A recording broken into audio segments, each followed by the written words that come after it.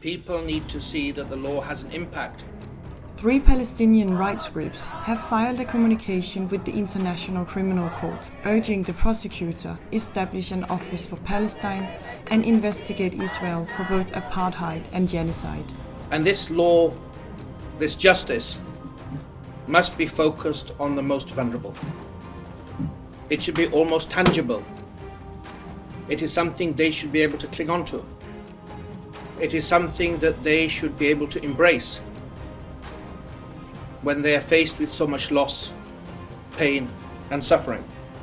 The communication presented by Al-Haq Al-Misan and the Palestinian Center for Human Rights also calls on the ICC to issue arrest warrants for Israeli officials, including President Isaac Herzog, Prime Minister Benjamin Netanyahu and Defense Minister Yoav Gallant. These are war criminals whose most appropriate place is not in any government, is behind bars in an international criminal court cell here in The Hague. This comes against the backdrop of ongoing Israeli airstrikes on densely populated civilian areas in the besieged Gaza Strip, which have in 1 month claimed the lives of over 11,000 Palestinians, nearly half of them children.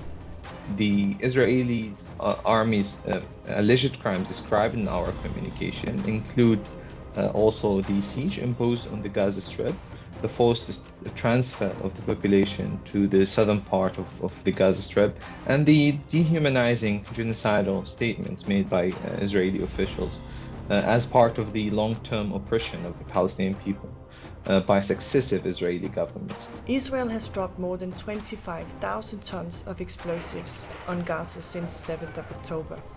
That is more than twice the Hiroshima bomb.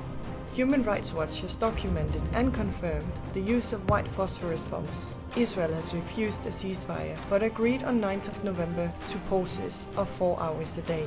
If you are saying to the population, okay, we'll give you a head start, take 4 hours before we come back and start killing again, that's not something that is to be praised as a humanitarian act. That's a crime for which there has to be accountability.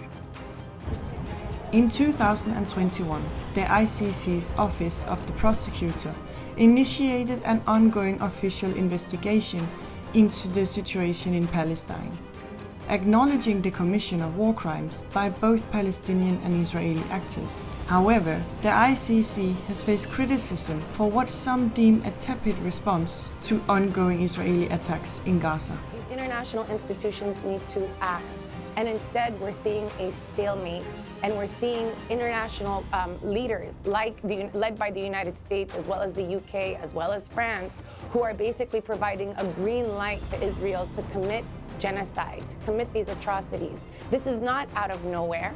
Everything started before October 7th, and this is a moment where Israel has not been held to account. It is a systematic failure to hold Israel to account for decades. International organizations have said that Israel is practicing the crime against humanity of apartheid. We are at a stage where we passed the threshold where we say that these governments are complicit in Israeli crimes. They're effectively taking part in these crimes. They're contributing to the commission of these crimes. These states are sending weapons and providing diplomatic coverage to Israel to commit these crimes. The Palestinian Authority joined the ICC in 2015. Israel never did. As a non-member, Israel has consistently declined the ICC's jurisdiction and has refused any formal engagement with it, leaving many to see Israel as acting above international law despite the occupied Palestinian territories falling within the mandate of the ICC.